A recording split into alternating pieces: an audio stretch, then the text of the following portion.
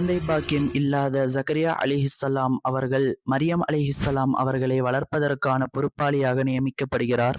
மரியம் அலிஹிஸ்ஸலாம் அவர்கள் இருக்கும் தொழுகை அறைக்குள் நுழைந்த ஜக்கரியா அலிஹிஸ்ஸலாம் அவர்கள் அவர்களிடத்திலே உணவிருப்பதை கண்டபொழுது, இது யாரிடமிருந்து வந்தது என்று கேட்டதற்கு, இது அல்லாஹ்விடமிருந்து வந்தது என்று மரியம் அலிஹிஸ்ஸலாம் அவர்கள் பதிலளித்தார்கள்.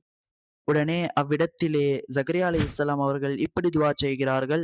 ரப்பி ஹப்லி மின் லதுன்க ذُرِّيَّةً طَيِّபா இன்னக ஸமீஉத் துஆ.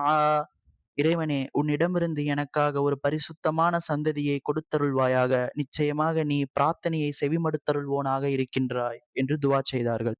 அல்லாஹ் அவர்களின் துஆவை அங்கீகரிக்கிறான்.